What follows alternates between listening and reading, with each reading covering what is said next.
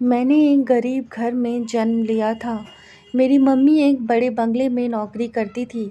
मेरे पापा इस दुनिया में नहीं थे। मेरे पापा को मरे हुए 2 साल बीत चुके थे, इसलिए मेरी मम्मी और मैं अकेले ही रहते थे। पहले जब मैं छोटी थी, मेरी मम्मी मुझे पड़ोसन के घर छोड़कर चली जाती थी। मैं पड़ोसन मौसी की बेटी के साथ खेलती रहती थी। लेकिन जब मैं 14 साल की हो गई तो मेरी माँ मुझे भी अपने साथ काम पर ले जाती। मैं पहले भी कभी-कभी मम्मी के साथ बंगले में चली जाती थी, लेकिन काम नहीं करती थी। लेकिन आज जहाँ मेरी मम्मी मुझे लेकर गई थी, वह बंगला कोई और ही था। मैंने माँ से पूछा तो वह कहने लगी कि यहाँ के मालिक अच्छे पैसे दे रहे हैं। मम्मी मुझे अंदर ले गई। मालिक सामने आंगन में बैठे थे। मेरी माँ को देखकर उस आदमी के चेहरे पर एक अजीब-सी मुस्कुराहट आ गई। मेरी मम्मी ने उस आदमी से मेरी पहचान करवाई। उस आदमी ने अजीब नज़रों से मुझे सर से पैर तक बड़े गौर से देखा। मुझे उसका ऐसा देखना अच्छा नहीं लगा था। मम्मी ने कहा कि आज के बाद से मेरी बेटी भी काम पर आया करेगी। वह कहने लगे, "ये तो तुमने बहुत अच्छा किया।" फिर मेरी मम्मी ने मुझे झाड़ू पकड़ाया और कहने लगी, "तुम पूरे बंगले का झाड़ू पोछा लगाओ। इसके बाद किचन साफ कर देना, फिर मैं तुम्हें दूसरा काम बताती हूँ।" ये कहकर मम्मी ने अपने मालिक की तरफ देखा और मालिक ने मुस्कुराकर मेरी माँ को कमरे में जाने का इशारा किया। मेरी माँ मालिक के साथ कमरे में ही चली गई और फिर कमरे का दरवाज़ा बंद हो गया।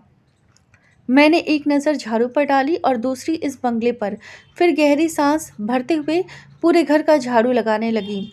मुझे कामकाज की आदत भी नहीं थी, इसीलिए मुझे झाड़ू पोछा करने में पूरे 2 घंटे लग गए थे और मैं यही काम करके पूरी तरह से थक गई थी। फिर मैं किचन में आई तो पूरा किचन गंदा था। बहुत ज़्यादा बर्तन जमा था। देखकर मेरा रो देने को दिल चाह रहा था। मैं यह सब काम अकेले कैसे कर सकती थी। खैर, मैंने बर्तन धोए, किचन की सफाई की, लेकिन साथ-साथ मैं यह भी सोच रही थी कि मम्मी ने सारे काम तो मुझे बता दिए हैं, तो मम्मी कमरे में क्या कर रही है। मैं किचन का काम करने के बाद बिल्कुल बेहाल सी हो गई थी। जब मैं बाहर आई तो माली का कमरा अभी भी बंद था। मुझे बहुत भी मुझे भूख भी बड़ी तेज़ी से लग रही थी, इसीलिए मैंने माली के कमरे का दरवाज़ा खटखटाया। कुछ देर बाद मम्मी ने कमरे का दरवाज़ा खोला तो वह पूरी तरह से पसीने से भीगी हुई थी। मुझसे कहने लगी कि तुम बाहर बैठो, मैं अभी आती हूँ। ये कहकर मेरी मम्मी ने दरवाज़ा बंद कर दिया और मेरी माँ के पास तो चादर भी ना था। लेकिन जब 5 मिनट बाद वह कमरे से निकली तो वैसे ही चादर उनके सर पर लिपटी हुई थी, जैसी वो पहन कर गई थी। बाहर आते ही उन्होंने तुरंत ही कमरा बंद कर दिया और मुझे अपने साथ लिए बंगले से बाहर निकल गई। मम्मी की आंखें सूजी हुई थी, जैसे कमरे से रोकर आई हो। मैं यह सोच रही थी कि मम्मी ने बंगले में कोई काम भी नहीं किया, तो वह तो पूरा दिन मालिक के कमरे में सो रही थी। सारा काम तो मैंने ही किया था। लेकिन मेरी माँ को देखकर यही लग रहा था कि जैसे वह बहुत थकी हुई हो। न जाने ऐसा क्या काम किया होगा। मेरी माँ घर जाकर सबसे पहले अपने कमरे में चली गई और दरवाज़ा बंद कर लिया। मुझे बड़ी ज़ोर से भूख लग रही थी और खाने को कुछ भी नहीं था। आधे घंटे बाद मेरी माँ अपने कमरे से बाहर आई। मैंने उनसे कहा कि मुझे बहुत ज़्यादा भूख लगी है। वह कहने लगी कि तुम जाकर पड़ोस से सब्ज़ी ले आओ, मैं तुम्हारे लिए रोटी बना देती हूँ। मैं पड़ोसन से सब्ज़ी ले आई और इतनी देर में मम्मी मेरे लिए रोटी बना चुकी थी। रात को मम्मी ने पालक पनीर बनाया जो मुझे बहुत पसंद था और मैंने खूब अच्छे से खाया। मेरी माँ ने मेरे लिए सुबह के लिए भी पनीर रख लिया। कहने लगी कल आकर कुछ बनाना नहीं पड़ेगा, मैं काम पर जाने से पहले ही रोटियाँ बना कर रख दूँगी। मैंने कहा मम्मी, मैं कल तुम्हारे साथ काम पर नहीं जाऊँगी, बहुत बड़ा घर है, मैं वहाँ काम नहीं कर सकती। मेरी माँ कहने लगी कि अब तुम बड़ी हो गई हो, इसीलिए अभी से काम की आदत डालो, महंगाई दिन ब दिन बढ़ती जा रही है। ऐसे में मैं अकेली घर का खर्चा नहीं उठा सकती। मम्मी की मजबूरी सुनकर मैं चुप हो गई थी, लेकिन अब तो रोज़ का यही काम था। मम्मी अपने मालिक के साथ कमरे के अंदर चली जाती और मैं सारा काम करती। मुझे वहाँ पर गुस्सा भी आने लगा और हैरानी इस बात पर होती थी कि मम्मी जब कमरे से बाहर आती तो पसीने से भीगी होती, उनकी आंखें रेड होती और थकी सी होती। एक बार मैंने माँ से कह दिया कि मम्मी आप तो कोई भी काम नहीं करती, देखने में ऐसी थकी हुई लगती हो जैसे सारे घर का काम तुमने ही किया हो। वह कहने लगी कि मैं कौन सा आराम करती हूँ, मेरा काम तो ये कहकर वह चुप सी हो गई।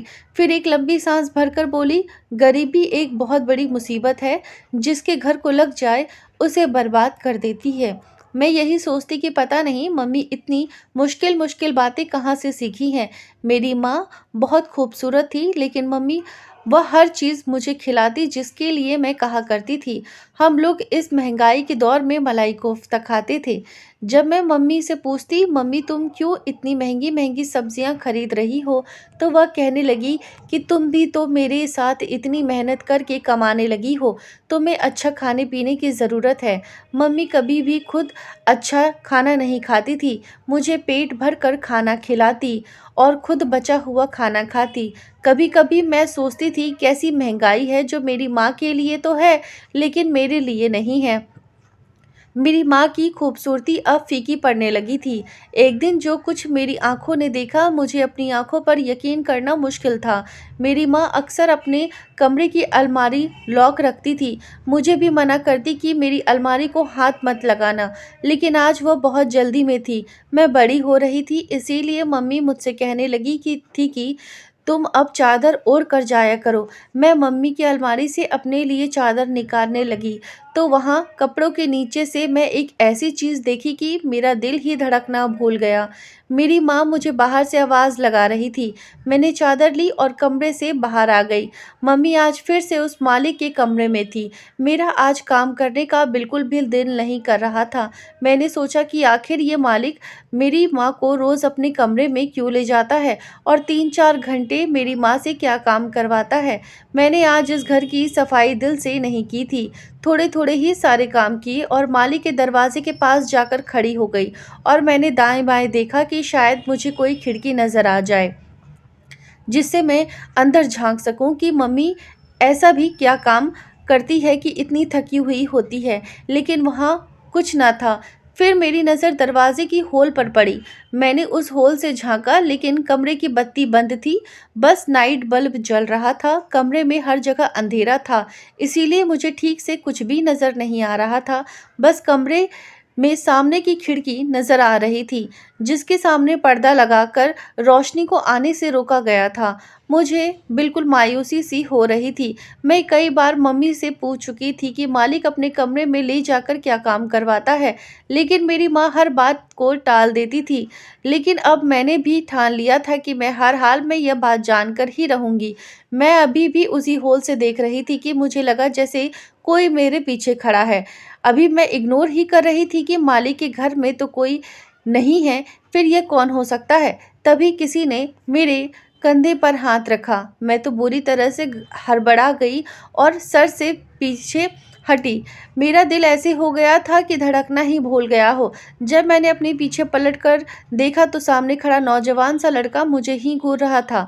मैं बुरी तरह से डर गई थी। मुझे यहाँ काम करते 1 महीना हो चुका था, लेकिन मैंने अब तक किसी नौजवान को यहाँ आते जाते नहीं देखा था। उस लड़के के हाथ में एक बैग था। वह मुझे तिरछी नज़रों से देख रहा था। ए लड़की, मेरे बाप के कमरे में क्या ताका झाकी कर रही हो। मुझे तो ऐसा लगा जैसे मेरी आवाज़ ही गले में कहीं फंस गई हो। मैंने उल्टा सीधा बोलना न शुरू कर दिया। कुछ नहीं, मैं वह मेरी मम्मी, मुझे तो समझ नहीं आ रहा था कि क्या जवाब दूं। मैं बिल्कुल चुप हो गई। वह कहने लगा, चोर हो। मैं जल्दी से बोली, बिल्कुल नहीं। मेरे जवाब से मुझे एक नज़र सर से पैर तक देखा उसने और फिर बोला, कौन हो तुम? मैंने कहा, मैं अपनी मम्मी की बेटी हूँ। मेरा दिमाग काम नहीं कर रहा था। मुझे नहीं पता था मैं क्या जवाब दे रही हूँ। वह मेरे जवाब पर मुस्कुराने लगा और कहने लगा, सब अपनी मम्मी की बेटियाँ और बेटे होते हैं। मैं भी अपने पापा का ही बेटा हूँ। लेकिन तुम यह बताओ कि इसके अलावा क्या हो? मैंने कहा, मैं इस घर की नौकरानी की बेटी हूँ। यहाँ काम करती हूँ। ना जाने क्यों मैं बदहवास थी। मेरी बात सुनकर उसने अपना बैग एक तरफ रखा और सामने बने सोफे पर बैठ गया और अपने पाँव सामने रखी शीशे की टेबल पर रख दिए। फिर मुझे इशारे से अपने पास बुलाने लगा। कहने लगा, ए लड़की, मेरे जूते उतारो। ये सुनकर मुझे हैरानी हुई थी। मैं एक नौकरानी की बेटी तो थी, लेकिन ऐसा काम कभी भी नहीं कर सकती थी। मैंने साफ साफ इनकार कर दिया। मैं ऐसा काम नहीं करती। मेरी बात सुनकर वह बोला, अच्छा, पापा के कमरे में ताका झाकी करती हो और काम नहीं करती। बात सुनो मेरी, अगर मैंने तुम्हारी हरकत अपने पापा को बता दी तो वह तुम्हें अभी के अभी नौकरी से निकाल देंगे। ये सुनकर तो मेरे होश उड़ने लगे थे। मैंने कहा, आप ऐसा कुछ मत कहना, मेरी मम्मी मुझे बहुत मारेगी। मेरी बात सुनकर वो मुझसे कुछ नहीं बोला, बस अपने पैरों में जूते की तरफ इशारा करने लगा। मैं बेबसी से इसके पास पहुंची थी। वह 16-17 साल का लड़का था। शक्ल भी उस मालिक से ही मिलती थी, लेकिन था बहुत घमंडी किस्म का। मैं उसके पास रखी शीशे की टेबल के पास बैठ गई और उसके जूते उतारने लगी। मैंने जब उसके जूते उतार कर एक तरफ रख दिए, वह मुझे एक गिलास पानी मांगने लगा। मैं किचन में आ गई। पहले अपने हाथ अच्छी तरह से धोए, फिर उस लड़के को पानी दिया। इतने में कमरे का दरवाज़ा खुल चुका था। वह मालिक अपने बेटे को देखकर बेहद खुश था। वो हॉस्टल में रहता था, यहाँ कुछ दिन की छुट्टी बिताने आया था। मेरी माँ अभी थकी थकी पसीने से भीगी हुई थी। वह लड़का शायद मेरी माँ को जानता था। इन्हें देखकर नमस्ते करने लगा। मेरी माँ ने भी उसे नमस्ते का जवाब दिया और फिर अपनी मम्मी ने वापसी की इजाज़त मांगी और मुझे अपने साथ लिए हुए उस बंगले से बाहर निकल गई। अगले दिन जब मम्मी के साथ काम पर गई तो वह लड़का नाश्ता कर रहा था। मेरी माँ फिर से कमरे के मालिक के कमरे में जा चुकी थी। मैं बंगले की सफाई करने लगी। वह लड़का एकदम मुझे ही देखे जा रहा था। मैंने भी खूबसूरती अपनी माँ जैसी ही पाई थी। मेरी उम्र 14 साल थी। मैं जब उस लड़के के कमरे में सफाई के लिए गई तो वह मेरे पीछे पीछे कमरे में आ गया। मुझे हैरत उस वक्त हुई जब उसने कमरे का दरवाज़ा बंद किया था। मेरा दिल के डर के मारे कांप रहा था। वह मुझे बड़ी अजीब सी नज़रों से देख रहा था। मेरे पास आ गया। मैं फ़ौरन से पीछे हटी और कमरे के दरवाजे की तरफ बढ़ने लगी, लेकिन इससे पहले वह उस दरवाजे के पास पहुंच गया था। मेरी जान ही निकल गई थी जब उसने कमरे के दरवाजे को कुंडी लगा दी और अपने कदम मेरी तरफ बढ़ाने लगा। कहने लगा, कल तुम उस कमरे में झांक कर क्या देखने की कोशिश कर रही थी? एक एक कदम मेरी तरफ बढ़ाते हुए पूछ रहा था।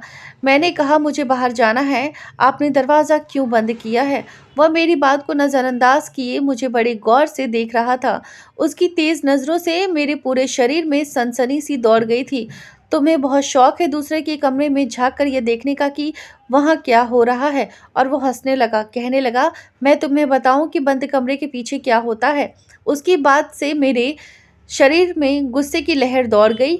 इससे पहले कि वह मेरे पास आता, मैंने मम्मी मम्मी चिल्लाना शुरू कर दिया, लेकिन उसने मेरे मुंह पर हाथ रख दिया और कहने लगा कि अगर शोर मचाया तो मैं तुम्हारा गला दबा दूंगा।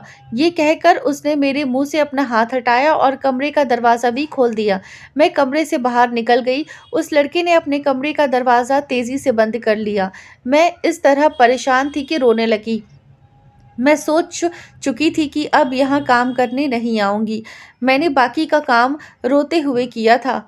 मम्मी जैसे ही माली के कमरे से बाहर निकली, मुझे रोता देखकर परेशान हो गई। मुझसे रोने की वजह पूछने लगी। मैं उस वक्त माली के सामने कुछ नहीं बोली। मैंने कहा, मेरे सर में बहुत दर्द हो रहा है।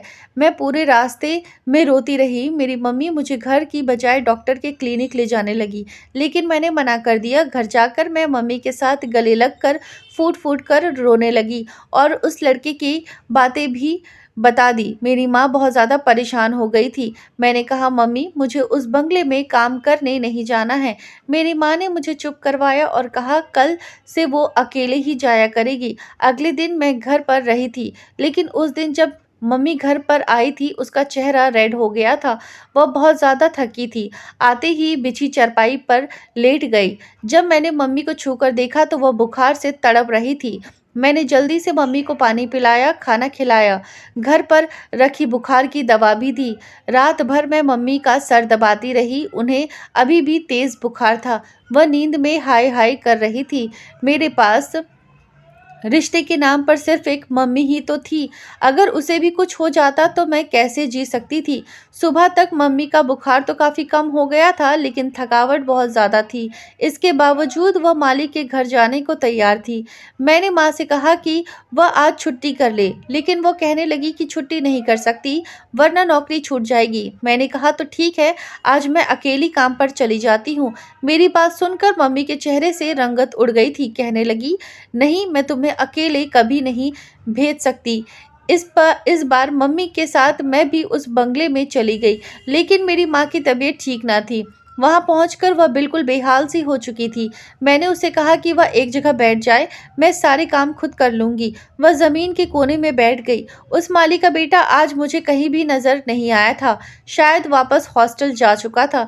मैंने पूरे घर की सफाई की। मम्मी एक कोने में बेहाल सी बैठी थी। जब सारे काम खत्म हो गए थे तो वह मालिक कहने लगे कि तुम्हारी माँ तो बहुत बीमार है, इसकी हिस्से का काम कौन करेगा। ये सुनकर मुझे उस मालिक पर गुस्सा आने लगा, अफसोस भी होने लगा। मैंने कहा, मेरी माँ बीमार है। वह कहने लगा, मैं कुछ नहीं जानता, मुझे अपना काम पूरा करवाना है। तुम्हारी माँ से नहीं होता तो तुम करो। मैंने हामी भर ली। रात राज जो मुझे भी जानना था कि वह मालिक घंटों मेरी माँ से क्या काम करवाता था, जो मेरी माँ की अलमारी में हज़ारों के कई नोट पड़े रहते थे। लेकिन जैसे ही मैं मालिक के कमरे में जाने लगी, मेरी माँ मुझ पर चिल्लाने लगी, कहने लगी तुम अंदर नहीं जाओगी। शायद मेरी मम्मी पास में ही थी, इसीलिए मेरी और मालिक के बीच की बातें सुन ली थी, इसीलिए इतनी तेज़ बुखार में भी बोल पड़ी थी। बहुत मुश्किल से वो उठी और मुझे लेकर बाहर आ गई। शाम को मैं अपनी मम्मी को डॉक्टर के पास ले गई। अगले दिन मेरी मम्मी गहरी नींद में सो रही थी। मैं चुपके से घर से बाहर निकल गई। अब तो मैं सोच में पड़ गई थी कि मुझे भी मालूम हो कि बंद दरवाजे के पीछे का क्या राज है। मैं इस बार अकेली बंगले में चली गई थी। वह मालिक मुझे अकेला देकर मेरी माँ के बारे में पूछने लगा। मैंने कहा उनकी तबीयत ठीक नहीं है। पहले तो उस मालिक ने मुझसे सारे घर का काम करवाया और फिर उसके बाद कहने लगा कि मैं वह काम करूं जो मेरी माँ करती है। वह मुझे उसके डबल पैसे देगा, जितना मेरी माँ को देता था। मैं उसकी बात मान गई। उस वक्त मुझे पैसे नहीं चाहिए थे, बस यह जानने में दिलचस्पी थी कि वह मेरी माँ से क्या काम करवाते हैं कि जब कमरे से बाहर आती है तो थकी थकी होती है। मैं जब उस मालिक के कमरे में गई, पूरे कमरे में अंधेरा छाया हुआ था। उस मालिक ने एक नाइट बल्ब ऑन किया और खुद वॉशरूम में चला गया। मैं धड़कते दिल के साथ उस कमरे के बेड पर बैठ गई। कुछ देर बाद जब वह मालिक वॉशरूम से बाहर आए तो उसने रात का कपड़ा पहन रखा था। मुझे देखकर हैरत हुई थी। जब उस मालिक ने कमरे की कुंडी लगाई तो मेरे होश ही उड़ गए। मैं समझ नहीं पा रही थी कि वह मुझसे क्या काम करवाना चाहता है। मैं खड़ी हो गई, लेकिन इतनी देर में वो मेरे पास पहुंच गया था। फिर उसने मेरे हाथ में नीम की तेल की शीशी पकड़ा दी और कहने लगे कि मैं इसका मसाज करूं। मैं बिना रुके मुझे उसका मसाज करना था। वह एक मोटा सा आदमी था और उसके शरीर में खुजली की शिकायत रहती थी। वह हर रोज़ मेरी माँ से 3-4 घंटे लगातार मालिश करवाता था। वो कहने लगा, मैं तुम्हारी माँ को अपनी बहन मानता हूँ और मैं इस बीमारी के बारे में किसी और को नहीं बता सकता। मेरी माँ थकान से बेहाल सी हो जाती है और कभी-कभी थकान से रोने लगती है कि गरीबी भी इंसान को किस कदर थका कर रख देती है। लगातार 2 घंटे इस आदमी का मसाज करने के बाद मैं आज खुद पसीने से भीग चुकी थी। उस आदमी ने अपने पर्स से मुझे 2000 निकाल कर दिए। कहने लगे, ये बीमारी मेरी बहुत बड़ी मजबूरी बन गई है। इस नीम से कुछ खास जड़ी बूटियां हैं। इसकी मालिश के बाद मैं कुछ ठीक महसूस करता हूँ, वरना खुजली से मेरी चीखें निकल जाती है। फिर कहने लगे, मुझे तुम्हारी माँ ने बताया था कि मेरे बेटे ने तुम्हारे साथ बदतमीज़ी की थी। मैंने उसे इस बात पर बहुत डाँटा था और तुमसे भी माफ़ी माँगता हूँ। आगे से वह तुम्हें कुछ नहीं कहेगा। मैंने उसे कोई जवाब नहीं दिया और कमरे का दरवाज़ा खोलकर बाहर निकल गई। मुझे मेरी माँ के बारे में हर सवाल का जवाब मिल चुका था। मैं जितना भी अपनी माँ की इज़्ज़त करती थी, उतना ही कम था। मेरे लिए वो एक महान औरत थी। न जाने मैंने क्यों उनकी शराफ़त को शक की नज़र से देखा था। हर बंद दरवाज़े के पीछे सिर्फ़ पाप नहीं होते, यह बात अब मुझे अच्छी तरह से समझ आ गई थी। तो दोस्तों, आपको हमारी आज की कहानी कैसी लगी है, कृपया कमेंट करके हमें ज़रूर बताएँ। और कहानी पसंद आई हो तो हमारे चैनल कहानी वो अनकही को सब्सक्राइब करना ना भूलें। धन्यवाद।